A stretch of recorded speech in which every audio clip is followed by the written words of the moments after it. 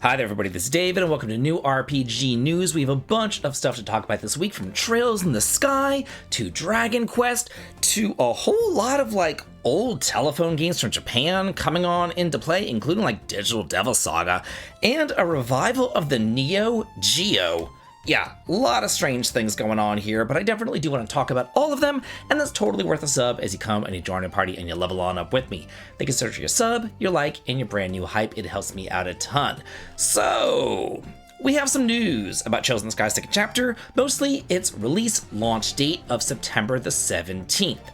Now, I went and I made a huge video about this just yesterday, going on and on and on about how screwed we are as Americans, as Westerners, in regards to what we are getting in comparison to what Japan is getting. But this is the news video where I go over everything kind of briefly. I'm not going to go so in depth to have a 10-minute rant on this, but needless to say, I'm pissed that we're spending $400 on our crummy edition, and they're getting a great edition for $87. Yeah, it's complete bullshit. Anyway, this is coming out for the PS5, Switch, Switch 2, and PC on September the 17th. By the way, the Switch 2 version is not a game keycard. It will be available both physically and digitally, so yeah. Needless to say, I'm not buying that Golden Wings edition, but yeah. Okay, so Dragon Quest Smash Grow is launching on April the 21st. We have an opening trailer that I'm playing right above me. It says, free-to-play roguelike RPG Dragon Quest Smash Grow will launch for iOS via App Store and Android via Google Play on April the 21st. Experience fast-paced action in this new roguelike Dragon Quest RPG. Dragon Quest with fast, intuitive combat embark on a new roguelike RPG adventure. Smash your way through hordes of monsters and then blow them away with Dragon Quest's signature coup de grace attacks. Grow your character with random blessings and adapt your battle strategy to match an ever-changing tactical situation. No quest is ever the same in this unique Dragon Quest experience. Okay, so this is kind of like an action roguelike, instanced dungeon game where you have 3 different party members and you go through and you attack and you gain blessings, and it's kind of fun. I played the beta and I had a good time with it. That being said, it is not like a traditional Dragon Quest game, and that just kind of begs the question, if they can go through and they can make this something like Final Fantasy Dimensions or Final Fantasy Opera Omnia, which is more of like a SNES-inspired 2D sort of traditional Final Fantasy game from the SNES era, why can't they do something like that for Dragon Quest? Considering how popular mobile games are in Japan and how popular Dragon Quest is in Japan, you would think that that would just be like a no-brainer. Make a real, normal mobile Dragon Quest game. Why are they doing this Dragon Quest game? It's just kind of strange to me, The more I hear about Adventures of Elliot, the more I'm liking what I see. It says we have details on the Age of Magic, plus weapon enhancements, Magicite enhancements, and phase magical lessons. Don't trust the Fae the Fairy! Okay, introducing the Age of Magic. We all know what's going to happen. I've played these Square Enix games before. Okay, so it says a story of 4 ages across 1,000 years. To lift the curse on Princess Huria of Huther, Elliot and Faye will cross through the doorway of time to visit different periods in history. They'll travel from their own time, the age of safekeeping, further and further into the past. Across every age, a terrible threat looms over Elliot and Faye's adventure. So this is giving me Chrono Trigger, Mana vibes right here. So there's 4 different time periods: the Age of Safekeeping, which is the present; Age of Reconstruction, the Dark Ages; Age of Magic, the Golden Age. So you can think Zeal Kingdom, And then it says Age of Budding, the birth of civilization, which will be detailed at a later date. So you have information on the Age of Magic here. Further back in time than the Age of Reconstruction is the Age of Magic. It's the height of prosperity for humanity, driven by technological advances in magic, so much so as to even drive back the beast tribes. But the future beyond this prosperity is a world of ruin. Doubtless, somewhere in this age, gears are out of alignment. Then it goes much more in depth into everything here, and I am actually looking forward to really making a video in depth as far as everything that we know about this game, because so much stuff is getting released on it, but I want to wait until we get details on this Birth of Civilization portion before I do that. Also, you can probably hear me, I'm still getting over that sickness from the other day, and I hate to say it, but I got invited by Square Enix to play an early access version of this game, but that was at the height of my flu, the height of my sickness, and I couldn't make it. So unfortunately, I didn't get a chance to play the early access of this, which really sucks, but you know, my health has to come first, and I was pretty much in bed the entire week. Grand Blue Fantasy Relink Endless Ragnarok open beta test set for April the 24th through the 27th. This beta is intended to let players experience the new summon mechanic while helping us verify network performance, game functionality, and identify and resolve in-game issues prior to launch. We've also prepared a short survey for all participants. Please take a moment to share your thoughts after playing. Your feedback is greatly appreciated. You don't even have to sign up for this beta. It says the beta is open to all players on all of our supported platforms. Simply download the game from your prospective platform store and then launch the game once the beta begins. So you can play through this beta on whatever you want for the PS4, PS5, Switch 2, or PC. Echoes of Aincrad Sword Art Online Galaxies Spring 2026 trailer. Okay, let's see what we got going on here. It says, players will take part in intense real-time combat with meaningful progression within the deadly floors of the flying castle of Aincrad. As their adventure unfolds, each new level will grant them growth points to use and increase their attributes in classic RPG style, extending their stamina, strength, dexterity, and more to fit their playstyle. Adding their own capabilities, including a wide range of special skills, players will be able to choose between a variety of armor pieces as well as weapons. Visiting the smithy to enhance their armor will prove essential to get stronger and beating bigger opponents. Survival will not just be about upgrading your equipment, though. Progress will depend on mastering combat alongside a partner who will fight at the player's side and respond to commands. Battles will revolve around the switch system, allowing players to seamlessly shift roles and chain attacks by alternating between autonomous partner actions or having the partner wait for player attacks and split damage. Each partner will feature a unique special skill, encouraging tactical decisions and precise execution. So, again, the more I hear about this game, the more ass-cracky it becomes. Not only do we only have 2 freaking floors, but it's all about crafting and upgrading equipment, you know? Then, you only get to fight with 2 party members? It's not even a party of 4? What? Okay, anyway, oh god. Okay, this is coming out for the PS5, Xbox, and PC on July the 9th, July 10th worldwide. I love it whenever games are preserved. Game preservation is a huge thing for me, and I'm sure it is a huge thing for y'all. So, back in the day, before smartphones were really a thing, Japan had all sorts of different mobile flip phone games. And back in the day also, before gacha became a thing, these mobile flip phone games were, real games. Just saying. So kind of like Final Fantasy Dimensions, let's go back to that. That was a real game. You spent, I don't know, $4.99 or something for it, and you got a real game. You got Final Fantasy V, essentially, just a lot of grinding. Or Final Fantasy IV, the After Years. That was a real game. Had a lot of grinding, but it was a real game. You know what I'm saying? I know that you guys know what I'm saying. Anyway, I made a video about this the other day because this Xenosaga Pied Piper thing got translated into English, and I was like, hey, y'all can play this now. Now these games are being released on console, over in Japan only, but there's quite a few of them. Hopefully they will release them translated here in America as well. So this is a port of the 2004 feature phone game Xenosaga Pied Piper. A release date was not yet announced. In the spin-off, Ziggy, who appeared in the main story of a cyborg, steps in the spotlight as a protagonist. The story centers on events 100 years before the main story, when he was still human and served the federal police under the name Jan Sauer in the counterterrorism operations.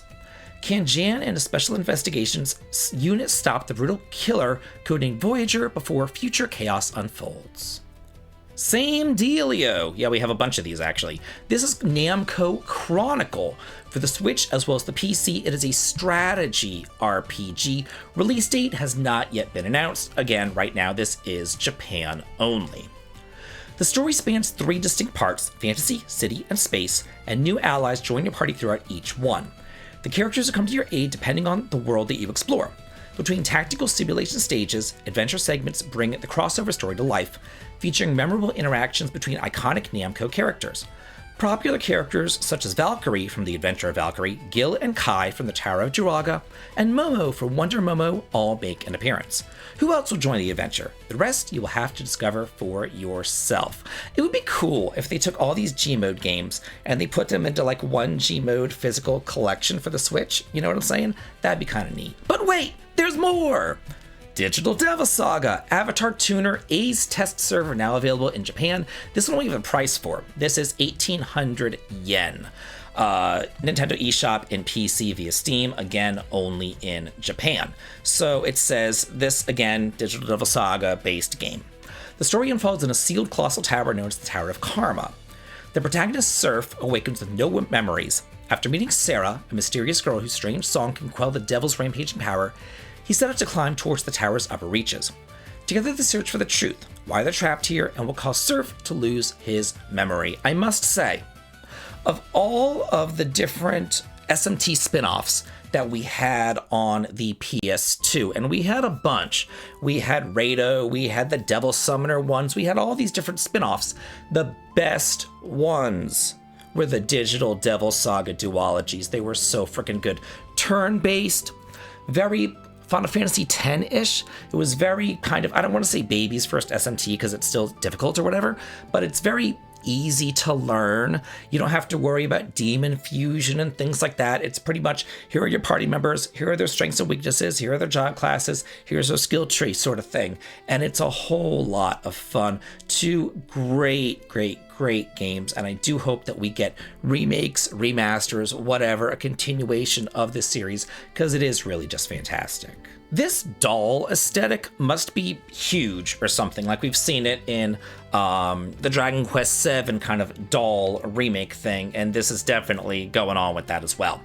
This is called Second Stone, Galaxy Spring 2026 trailer. It's an action RPG. It follows young Sheeran as he searches for his lost spirit guardian. Maybe he's wandering, looking for it. Yeah, no. Combining fast and fluid movement while mastering powerful magic to battle through two fractured worlds on the brink of collision. This is going to be available for the PC via Steam, Epic Games Store, and GOG. A release date has not yet been announced. Monster Crown Sin Eater adds a PS5 and Xbox Series versions, and we have a physical edition of the PS5 version as well, published by Red Art Games. It says right here for PlayStation 5 on July the 2nd in Europe. I guess you can import it? I guess. It includes a copy of the game and a double-sided poster. Pre-orders are available now via Red Art's game official online store. We'll look at that in just a moment. Monster Crown Sin Eater is a top-down 2D monster taming RPG that aims to push the concept to its absolute limits. In Monster Crown Sin Eater, the player will travel the world and encounter monsters roaming the wilds. Each one has a personality. Some will flee from the protagonist, some will give chase, some, the more sinister monsters, will stalk the hero from the shadows. Throughout the journey, the hero will explore towns packed with interesting characters. Another way Monster Crown Sin Eater elevates the standard tropes is with branching dialogue and decisions that have real impact on the game. How the story turns out is up to the player. Let's look at this. So it does have a poster over here. I can't really zoom in on the poster, unfortunately, but it comes with a poster, and it's only 30 euros. 30 euros, I assume, would be roughly 40 American dollars, which isn't that bad, I must say, if you want this. So it is pre-ordering available. I will include a link to this for all of my European fans, and we can see if we can import this to America. I guess so. Actually, yeah, because I've ordered stuff from Red Art Games before, which is European. So yeah, of course I can. Yeah, I've ordered this stuff myself. Give me a break. Okay, yeah, I'm just stupid. Kitaria Fables 2 announced for the PS5, Xbox, Switch 2, and PC. This is an action RPG sequel to Kitaria Fables. Release date was not yet been announced. Set in the events after Kitaria Fables, the highly anticipated sequel follows two new heroes, the ambitious Royal Army's Pathfinder, Alice Skylar, and a plucky loyal guide, Dusty Tufkin, on an intrepid adventure across the mysterious new Arcadera Peninsula region. Players will develop unique combat skills for each character, gather precious materials, and forge powerful items, all while tending to the growing farm, either alone or together with friends via online play or couch cooperative play. Evolving from the previous game, Kitaria Fables 2 features a new unfixed camera, offering a greater view of the world, reduced grinding with the introduction of larger environments, better fast travel, and experience-based leveling, alongside deeper farming and more crops to grow, and a farmstead to rebuild and create a more immersive adventure for players. It actually reminds me like the action RPG meets farming thing that's going on here. And it's beautiful too, I must say. It reminds me a lot of Harvestella right here. So yeah, really cute. Oh, look at the little bunny with her ears down in the hat. That is cute. Nitro Gen Omega launches May the 12th for the PS5, Xbox, Switch, and PC, currently in early access, and a demo is available on all of the platforms. It is a spaghetti anime tactical RPG blending cinematic mech battles, team management, and sandbox RPG elements. A demo featuring the first chapter of the main story is available now on all platforms, excluding the Epic's Games Store. A world ruled by machines, humanity has lost the war. The wastelands are now crawling with rogue AI and scavenging war machines. You and your mercenary crew fight to survive, taking on contracts with the last remaining cities built high above the wasteland. Elementalist launches on April the 28th, top-down action-adventure game Dated. I played the demo of this, and I thought it was really freaking good. It's very Zelda-y, but it focuses on like magical spells. You get like different elements, and you can cast fire, ice, lightning, wind, whatever. Coming out for the PS5, Xbox, PS4, Switch, and PC April the 28th. Guided by guilt, you embark on a journey to restore the elements in a dying world. Harness and master elemental powers to fight enemies, solve puzzles, and explore a vast world filled with ancient temples. Amend your actions, restore the elements. The elements have gone wild and the world is now in danger. The wind is wild, the earth stops. Driven by guilt, you embark on a journey to restore them all and conquer the temples where each element resides.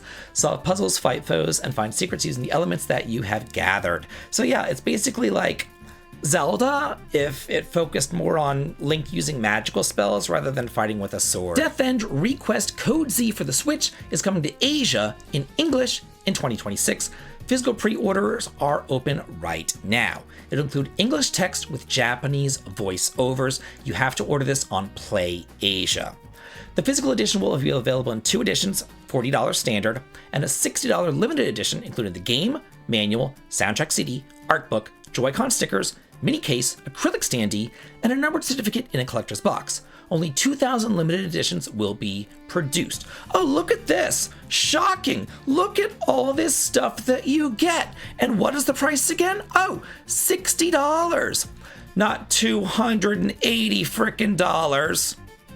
Yeah, I know. We all know what I'm talking about here. But yeah, you get all this stuff. Like, why is it that some companies, smaller companies, Exceed, Nisa, what company is this? I don't even know. East a Shaw Soft, like, you know, they're able to do this for, you know, a pretty reasonable amount. And then you have other companies that are huge and they cost hundreds and hundreds and hundreds of dollars. It's crazy to me. Well, the Switch version was originally planned for release in the West. It was canceled for not complying with Nintendo guidelines. This is a dungeon RPG with 3D exploration, strategic turn-based combat, and engaging dialogue-driven narrative with numerous endings, many involving gruesome deaths that Sayaka must avoid if she hopes to succeed in her quest.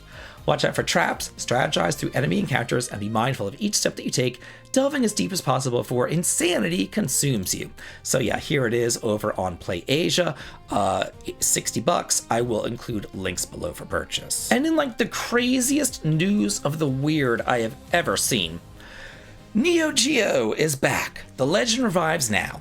Neo Geo AES Plus scheduled for release on November the 12th of this year. Newly equipped with HDMI output and high score save features, etc., evolving while preserving the original's charm intact. Furthermore, 10 classic Neo Geo AES cartridge titles will be released simultaneously. So you buy the Neo Geo, and the cool thing about this Neo Geo is that, the cool thing with this Neo Geo is that it'll play the new cartridges now, and it'll play the older ones if you still have the older ones from the 90s. And you can buy the Neo Geo here for $250, which is crazy. Or you can buy this anniversary one for $350. And I saw another one, this Ultimate Edition for like $1,000. Yikes! Yikes! this this Ultimate Edition, but it comes with it as well as all 10 of the various games. It's also available here on Amazon to order as well. But here's the dealio. These games, $90. And I'm not going to tell you how to spend your money because, hey, whatever. I'm not the wallet police out there, but I've played Neo Geo for $0 before. Just saying, you know. Just saying. But yeah, if you were a huge Neo Geo fan, I didn't have a Neo Geo. I have no nostalgia for the Neo Geo. I had an NES, I had a Game Boy, I had an SNES in the 90s, and then I got a PlayStation 1 in the 90s as well. So that's what I had, a Game Boy Color, late 90s as well. So those were my 90s consoles, you know what I'm saying? So I never got a Neo Geo, I never had a TurboGrafx-16, never had a Sega Genesis, you know, never had any of those other ones. It was pretty much Nintendo and then PlayStation as my journey because I followed the RPGs. And there really weren't any on the Neo Geo. I remember wanting the Genesis for Phantasy Star and Shining Force. You know, I remember wanting the TurboGrafx-16 mostly for ease, but like that was it. But yeah, so if you were a Neo Geo fan, let me know in the comments, actually, if you're going to be getting this, especially the $1,000 one. Like, holy crap. I will include links to these, hey, if you want to. You don't want to make it easy for y'all. But, like, I just think that's kind of like some wild stuff right there. But anyway, that's up to you. Whatever you want to do with your money, completely up to you. Not my place to tell you. But anyway, that's it for this week's news. Thank you so much for joining me, as my voice is just kind of shot, but here we are. Thank you again, and have a good day.